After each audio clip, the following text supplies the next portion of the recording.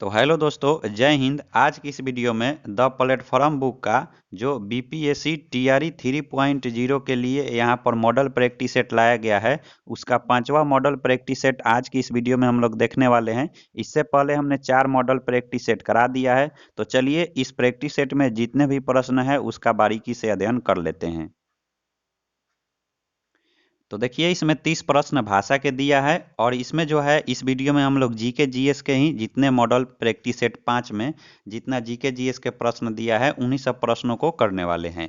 तो चलिए 46 नंबर से एक एक प्रश्नों को देखते हैं। यहाँ पर है कि बंगाल में द्विशासन प्रणाली किसके द्वारा लागू की गई थी। 5 ऑप्शन आपके सामने दिया है। तो देखिए, इस क्वेश्चन का जो राइट आंसर हो जाएगा वो हो जाएगा आपका रॉबर्ट क्लाइव, यानी कि ऑप्शन सी हो जाएगा राइट आंसर। और द्विशासन प्रणाली जो है ये आपका 1765 से लेकर 1772 ईस्वी तक रहा। ठीक है।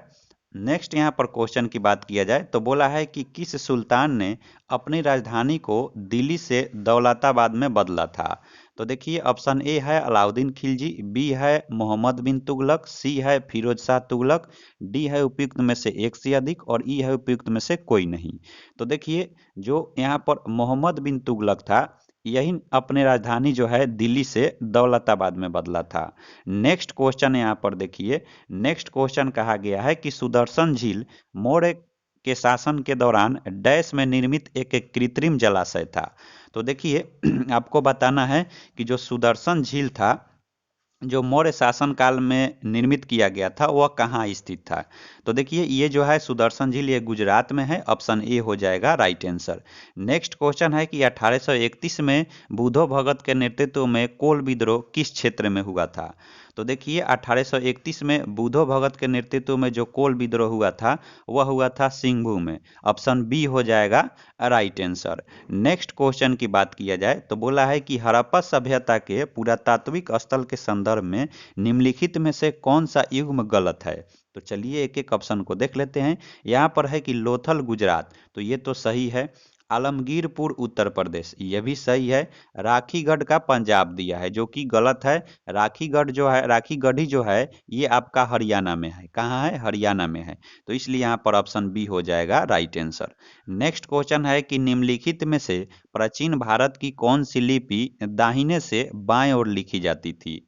तो देखिए फ्रेंड्स, जो लिपि प्राचीन काल में दाहिने से बाएं ओर लिखी जाती थी वह लिपि थी खरोष्टी लिपि।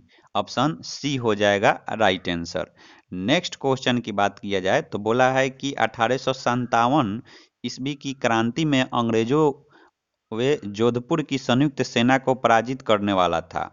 तो ये जो अंग्रेज और जोधपुर की संयुक्त सेना को पराजित करने वाले थे वह थे आंवला का ठाकुर कुशल सिंह। ऑप्शन ए हो जाएगा राइट आंसर। नेक्स्ट क्वेश्चन है कि त्रिरत्न या तीन रत्न जैसे सटीक ज्ञान, सच्ची आस्था और सटीक क्रिया निम्न में से किससे संबंधित है। आपको बताना है कि ये जो तीन रत्न देख रहे हैं, सटीक ज्ञान, सच्ची आस्था और सटीक क्रिया, ये किस धर्म से संबंधित है। तो ये जो है आपका जैन धर्म से संबंधित है। ऑप्शन सी हो जाएगा राइट आंसर। नेक्स्ट क्वेश्चन है कि वर्साय की संधि किस वर्ष में हस्ताक्षरित हुई थी। 5 ऑप्शन आपके सामने दिया है। तो देखिए, वर्साय की संधि जो है ये हुई थी आपका 1919 में। ठीक है, ऑप्शन बी हो जाएगा राइट आंसर। नेक्स्ट क्वेश्चन है कि सूर्यवंशी गजपति राजवंश का संस्थापक कौन था जिसने 15वीं शताब्दी में उड़ीसा और आंध्र प्रदेश के कुछ हिस्सों पर शासन किया। तो देखिए, ये जो थे सूर्यवंशी राजवंश के जो कपिलेंद्र देव थे, यही जो है उड़ीसा और आंध्र प्रदेश के कुछ हिस्सों पर शासन किए थे। नेक्स्ट क्वेश्चन की बात किया जाए तो बोला है कि बंगाल की खाड़ी में समुद्री डकैती हेतु हुगली का उपयोग कौन करता था।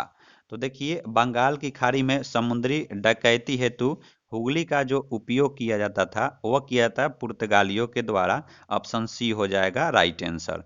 फिर नेक्स्ट क्वेश्चन देखिए यहाँ पर। तो नेक्स्ट क्वेश्चन है कि चतुर्थ आंग्ल मंसूर युद्ध में टीपू की पराजय के पश्चात अंग्रेजों ने टीपू के परिवार के सदस्य को किस जेल में कैद में रखा था।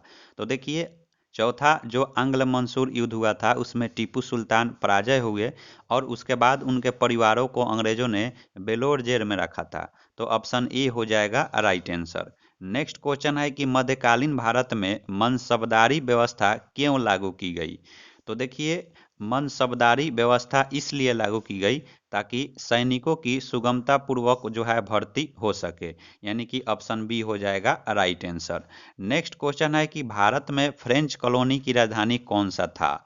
तो देखिए फ्रेंड्स, भारत में जो फ्रेंच कॉलोनी की राजधानी थी वह थी पुडुचेरी। ऑप्शन ए हो जाएगा राइट आंसर। नेक्स्ट क्वेश्चन दिया है कि साराबंदी आंदोलन 1922 किसके नेतृत्व में प्रारंभ हुआ था? तो देखिए, साराबंदी आंदोलन 1922 ये जो है आपका सरदार वल्लभ भाई पटेल के नेतृत्व में जो है प्रारंभ हुआ था। नेक्स्ट क्वेश्चन की बात किया जाए, बोला है कि सहारा मरुस्थल के दक्षिण में फैले अर्धशुष्क प्रदेश को क्या कहते हैं?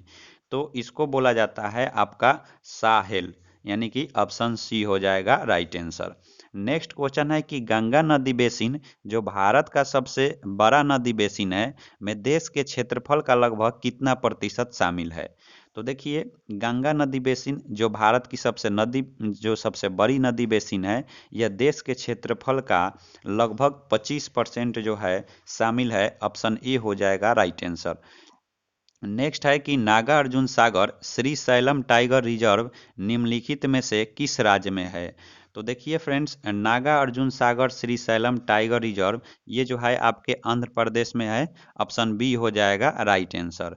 नेक्स्ट है कि जलोढ़ मिट्टी के संबंध में निम्नलिखित में कौन सा विकल्प असत्य है? तो चलिए एक एक प्रश्न को देख लेते हैं। यहाँ पर है कि यह उत्तर भारत के डेल्टा क्षेत्र के अधिकांश भाग में पाई जाती है। तो ये तो सही है। यहाँ पर देखिए, ये बोला है कि यह सब्जी और फल उगाने के लिए उपयुक्त नहीं है। ये बात बिल्कुल गलत है। इसमें जो है सब्जियां भी उगती है, फल भी उगते हैं। यहाँ पर बोला है यह पोषक तत्वों से भरपूर होता है, ये भी सही है। देखिए यहाँ पर ऑप्शन बी ही गलत है, इसलिए ऑप्शन बी हो जाएगा राइट आंसर। नेक्स्ट है कि मृदा बनी होती है, मृदा किससे किससे बनी होती है ये आपको बताना है। तो ऑप्शन ए है खनिज, कार्बनिक पदार्थ, वायु और जल। तो देखिए इन चारों से जो है मिलकर मृदा बनी होती है। ऑप्शन ए हो जाएगा राइट आंसर। नेक्स्ट है कि फसलों के लिए न्यूनतम समर्थन मूल्य की अवधारणा को डैश के बाद भारत सरकार द्वारा पहली बार घोषित किया गया। तो ये किया गया आपका ऑप्शन बी हो जाएगा हरित क्रांति के बाद, यानी कि ऑप्शन बी। नेक्स्ट क्वेश्चन देख लेते हैं। नेक्स्ट क्वेश्चन है, बोला है कि निम्नलिखित में से कौन सी एक उत्तर भारत में खरीफ फसल है और दक्षिण भारत में रबी फसल? ए ऑप्शन है गन्ना, बी है रागी, सी है तिल, डी है उपयुक्त में से एक से अधिक और ई है उपयुक्त में से कोई नहीं। तो देखिए जो तिल है, यहाँ पर ऑप्शन सी तिल, ये जो है एक उत्तर भारत में खरीफ की फसल है और दक्षिण भारत में रबी की फसल है। नेक्स्ट क्वेश्चन यहाँ पर पूछा गया है कि भारतीय महासागर में सबसे छोटा द्वीप देश कौन सा है? तो देखिए भारतीय महासागर में जो सबसे छोटा द्वीप देश है वह है यहाँ पर मालदीव। ऑप्शन बी हो जाएगा राइट आंसर। नेक्स्ट है कि दक्षिण अमेरिका के अर्जेंटीना एवं उरुग्वे में विस्तृत घास के मैदान को क्या कहा जाता है? तो दक्षिण अमेरिका के जो अर्जेंटीना और उरुग्वे में जो घास के मैदान होते हैं उनको बोला जाता है पंपाज के नाम से। ऑप्शन ए हो जाएगा राइट आंसर। नेक्स्ट क्वेश्चन में आपको बताना है कि भारत में मृदा विस्तार का सही अवरोही क्रम क्या है, यानी कि सबसे ज़्यादा कौन सा मिट्टी पाया जाता है, उससे बाद उससे कम उससे कम। तो देखिए भारत में सबसे ज़्यादा तो जलोढ़ मिट्टी है, उसके बाद लाल मिट्टी आता है, उसके बाद काली मिट्टी, उसके बाद लेटेराइट मिट्टी, यानी कि ऑप्शन बी हो जाएगा राइट आंसर। नेक्स्ट क्वेश्चन है यहाँ पर, भारत के संविधान का कौन सा अनुच्छेद भारतीय निर्वाचन आयोग की स्थापना से संबंधित है? तो देखिए भारत का जो अनुच्छेद 324 कहता है कि भारत में निर्वाचन आयोग की स्थापना, यानी कि ऑप्शन सी हो जाएगा राइट आंसर। नेक्स्ट है कि निम्नलिखित में कौन सा कथन सही है? तो चलिए यहाँ पर पढ़ लेते हैं। यहाँ पर है आपका कि भारत सरकार अधिनियम 1935 भारत के संविधान का सबसे बड़ा स्रोत है। तो ये सही है। ऑप्शन यहाँ पर दूसरा यहाँ पर पढ़ते हैं, बोला है कि भारतीय संविधान में न्यायिक समीक्षा की अवधारणा कनाडा के संविधान से लिया गया है, जो कि ये गलत है। भारतीय संविधान में जो न्यायिक समीक्षा की अवधारणा है ये अमेरिका से लिया गया है। तो यहाँ पर एक जो है ये सही है, इसलिए यहाँ पर ऑप्शन ए हो जाएगा, केवल ए। नेक्स्ट क्वेश्चन की बात किया जाए तो बोला है कि 73वें संविधान संशोधन कानून की वैधानिक शुरुआत किस संविधान संशोधन बिल से हुई थी? तो देखिए ये जो आपका हुआ था, ये हुआ था 64वां, ठीक है, 64वां संविधान संशोधन बिल से। नेक्स्ट क्वेश्चन की बात किया जाए तो बोला है कि निम्नलिखित में से किस कानून का मुख्य उद्देश्य भारत में ईस्ट इंडिया कंपनी के शासन प्रबंधन में बदलाव लाना था?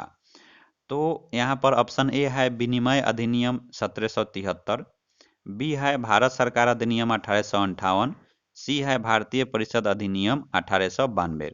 तो देखिए इस क्वेश्चन का राइट आंसर हो जाएगा आपका ऑप्शन नंबर ए, विनिमय अधिनियम 1773। नेक्स्ट क्वेश्चन है कि यदि भारत में यदि एक राज्य एक चुनाव लागू किया जाता है तो भारतीय संविधान के किस अनुच्छेद में संशोधन की आवश्यकता होगी? तो देखिए इस क्वेश्चन की बात किया जाए तो इस क्वेश्चन में आपका राइट आंसर हो जाएगा, वह हो जाएगा आपका ऑप्शन नंबर डी, क्योंकि अनुच्छेद 83 में भी बदलाव करने होंगे और अनुच्छेद 172 में भी बदलाव करने होंगे। तो ऑप्शन डी हो जाएगा राइट आंसर। नेक्स्ट क्वेश्चन, तो नेक्स्ट यहाँ पर क्वेश्चन है कि भारतीय संविधान का अनुच्छेद 371 ए निम्नलिखित में किसके बारे में है? तो देखिए 371 ए जो है ये आपका अनुच्छेद नागालैंड के राज्य से संबंधित है, यानी कि ऑप्शन ए हो जाएगा राइट आंसर। नेक्स्ट है कि किस राज्य में पंचायती व्यवस्था नहीं है? ऑप्शन ए है केरल, बी है नागालैंड, सी है मिजोरम, डी है उपयुक्त में से एक से अधिक और ई है उपयुक्त में से कोई नहीं। तो देखिए इसमें जो है आपका नागालैंड और मिजोरम इन दोनों में जो है पंचायती व्यवस्था नहीं है, इसलिए यहाँ पर ऑप्शन डी हो जाएगा राइट आंसर। नेक्स्ट क्वेश्चन यहाँ पर पूछा गया है कि बी आर अम्बेडकर जो संविधान प्रारूप समिति के अध्यक्ष थे वे निम्न में से किस विधान परिषद से थे? तो बी आर अम्बेडकर जो है संविधान प्रारूप समिति के अध्यक्ष थे, वह जो है बॉम्बे विधान परिषद से थे। ऑप्शन ए हो जाएगा राइट आंसर। नेक्स्ट क्वेश्चन पूछा है कि सर्वोच्च न्यायालय एक क्या है? तो सर्वोच्च न्यायालय शीर्ष न्यायालय है, ये तो सही है। संघीय न्यायालय है, यह भी सही है। मौलिक अधिकारों का संरक्षक है, यह भी सही है। इसलिए यहाँ पर ऑप्शन डी हो जाएगा राइट आंसर। नेक्स्ट है कि भारतीय संविधान का भाग, कौन सा भाग आपको बताना है कि अनुसूचित और जनजाति क्षेत्र से संबंधित है? तो ये जो है आपका भाग 10, ऑप्शन सी हो जाएगा राइट आंसर। नेक्स्ट, निम्नलिखित में किसका संबंध भारत के सर्वोच्च न्यायालय से है? तो यहाँ पर आपका अपीलीय अधिकार क्षेत्र ये सर्वोच्च न्यायालय से है, मूल अधिकार क्षेत्र यह भी सर्वोच्च न्यायालय से है, यहाँ पर कॉलेजियम प्रणाली यह भी सर्वोच्च न्यायालय से है। तो यहाँ पर ऑप्शन डी हो जाएगा राइट आंसर। नेक्स्ट क्वेश्चन में थोड़ा देखिएगा, यहाँ पर बोला गया है कि भारत में जिला स्तर पर उपभोक्ता विवाद निवारक के संदर्भ में निम्नलिखित में से कौन सा कथन सही नहीं है?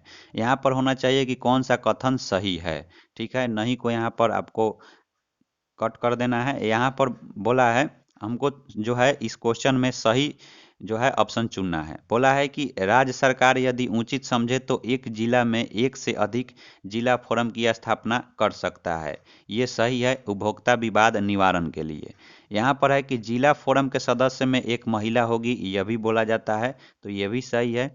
जिला फोरम उन शिकायतों पर विचार करता है जहां वस्तुएं या सेवाओं का मूल्य 50 लाख से अधिक नहीं होता है, तो यह भी बात सही है। तो इसलिए यहाँ पर ऑप्शन डी हो जाएगा राइट आंसर। नेक्स्ट क्वेश्चन की यहाँ पर बात किया जाए तो बोला है कि शहरीकरण के बढ़ते स्तर के अनुसार बिहार के निम्न जिलों का सही क्रम चुनिए। तो आपको शहरीकरण में सबसे अधिक पटना है, उसके बाद आपका आता है मुंगेर, उसके बाद आपका आता है नालंदा। तो देखिए यहाँ पर ऑप्शन बी में सबसे ज़्यादा पटना, उसके बाद मुंगेर, उसके बाद नालंदा। नेक्स्ट क्वेश्चन की बात किया जाए तो बोला है कि भारत में मुद्रास्फीति डैश से मापी जाती है। तो भारत में जो मुद्रास्फीति है इसको उपभोक्ता मूल्य सूचकांक के आधार पर मापा जाता है। नेक्स्ट है कि किस समिति ने प्रतिस्पर्धा अधिनियम 2002 को अधिनियमित करने का सुझाव दिया था। तो देखिए प्रतिस्पर्धा अधिनियम 2002 को यहाँ पर अधिनियमित करने का जो सुझाव दिए थे वह दिए थे एस राघवन समिति, यानी कि ऑप्शन बी। नेक्स्ट क्वेश्चन देखिए,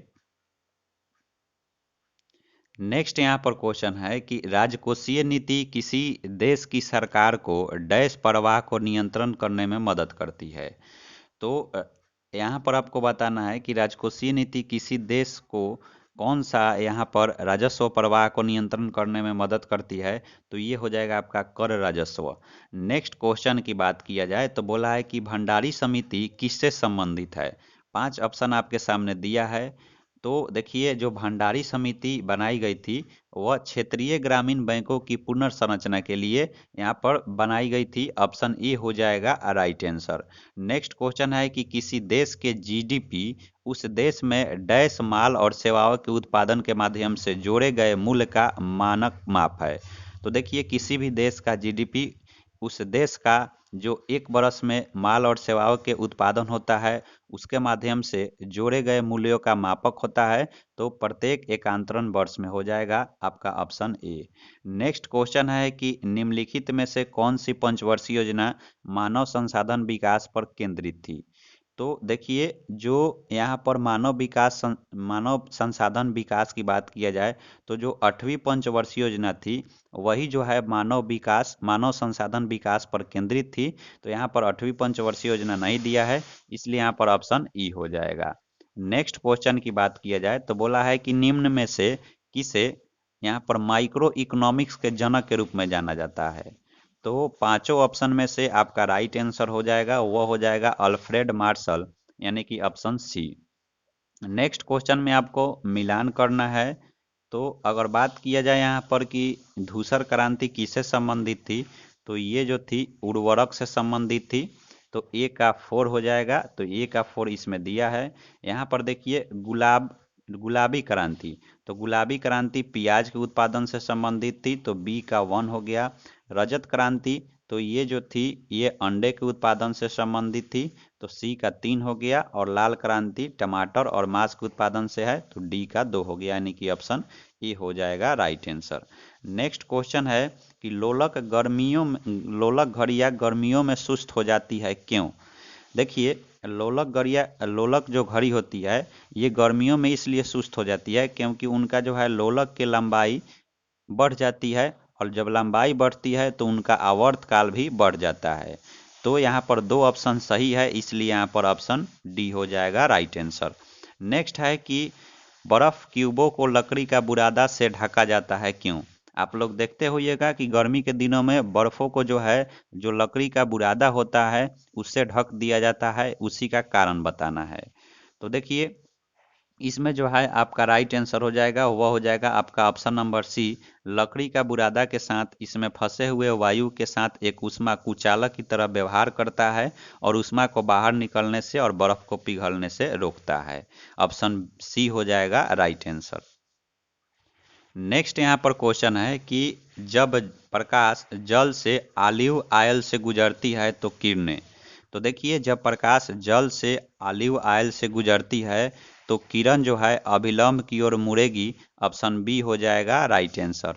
नेक्स्ट क्वेश्चन है कि एक गोताखोर एक स्विमिंग पूल को पार करने में सक्षम है, इसके द्वारा पदार्थों के कणों का कौन सा विशेष गुण प्रदर्शित करता है। तो यहाँ पर हो जाएगा आपका ऑप्शन बी, पानी में अंतराण्विक आकर्षण बल कमजोर है। ठीक है। नेक्स्ट क्वेश्चन की बात किया जाए, बोला है कि एक उभयलिंग फूल में मौजूद 4 भाग कौन कौन से है।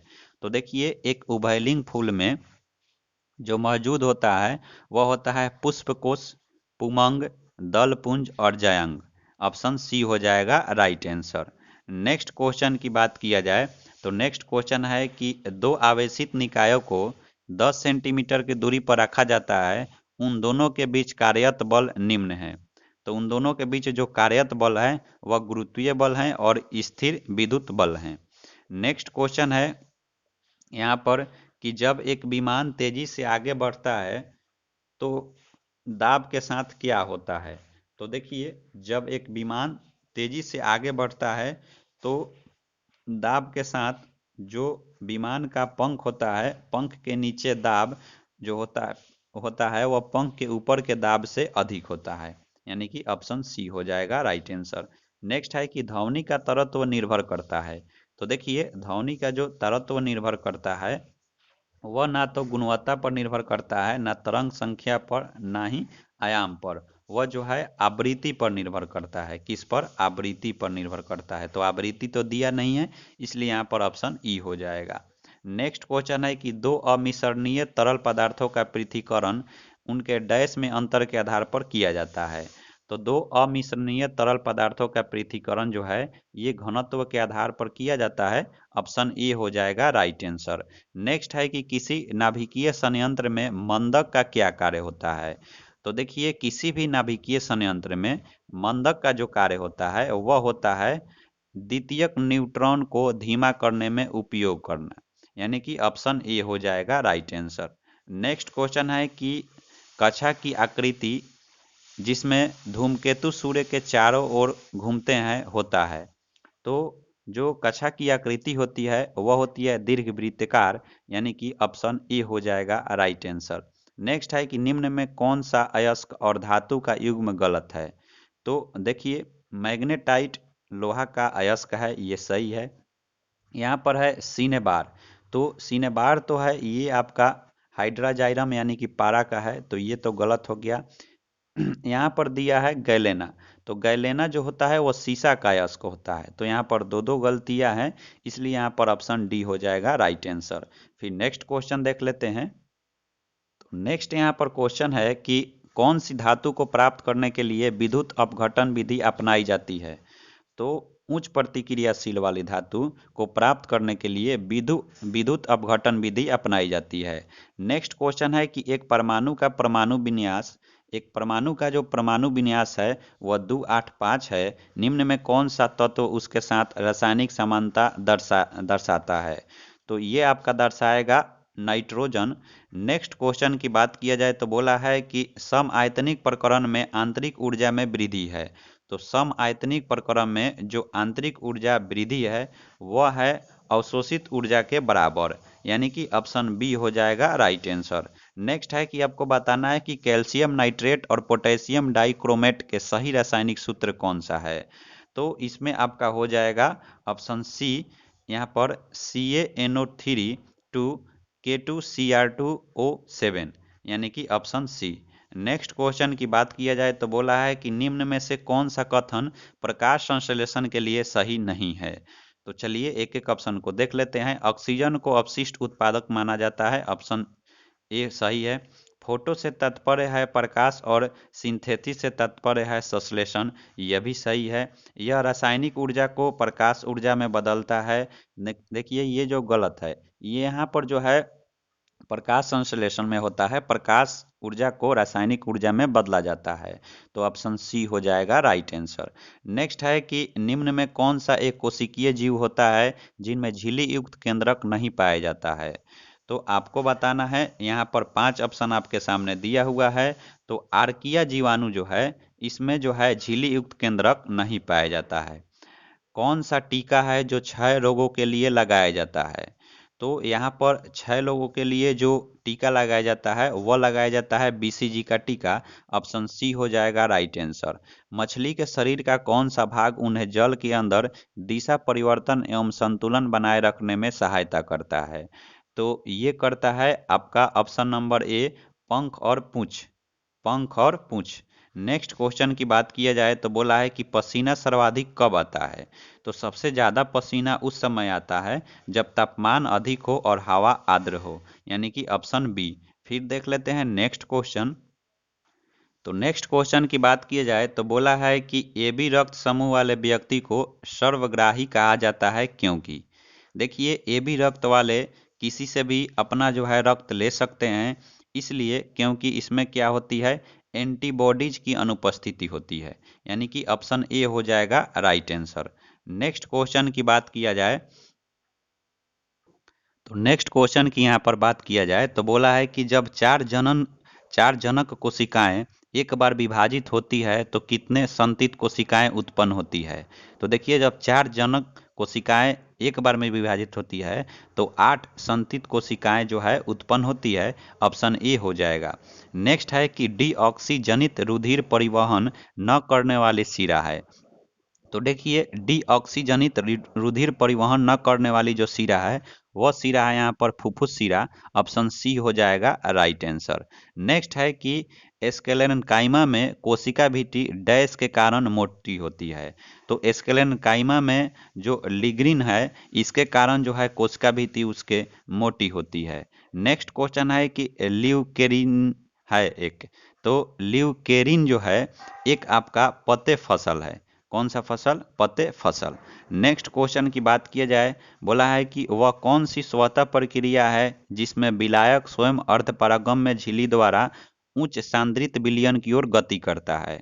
तो ये विलयक आपका ये जो प्रक्रिया है ये आपका प्रसरण की प्रक्रिया है। नेक्स्ट क्वेश्चन की बात किया जाए, बोला है कि निम्न में कौन सा एक गलत कथन है। तो चलिए पढ़ लेते हैं। ऑप्शन ए है कर्क की कोशिकाएं में रसायन होती है जिसे लिग्रीन कहा जाता है। देखिए, कर्क की कोशिका में जो रसायन होती है उसमें जो है उसको सुबेरिन बोला जाता है। ठीक है, तो ये जो है आपका ऑप्शन गलत है, इसलिए यहाँ पर ऑप्शन ए जो है राइट आंसर हो जाएगा। बाकी जो ये आप 2 ऑप्शन देख रहे हैं ये सही है। नेक्स्ट क्वेश्चन यहाँ पर बोला है कि खाद्य श्रृंखला सदैव डैश के साथ आरंभ होती है। तो देखिए, खाद्य श्रृंखला जो है सदैव प्रकाश संश्लेषण के साथ आरंभ होती है। नेक्स्ट है कि सौर ऊर्जा को एटीपी में बदला जाता है किस कोशिकांग में। तो देखिए, सौर ऊर्जा को जो हरित लौह का कोशिकांग होता है, हरित लौह का, उसी में बदला जाता है। तो हरित लौह तो दिया नहीं है, इसलिए यहाँ पर ऑप्शन ई हो जाएगा। नेक्स्ट क्वेश्चन है कि निम्न में कौन सा एक सही खाद्य श्रृंखला को दर्शाता है।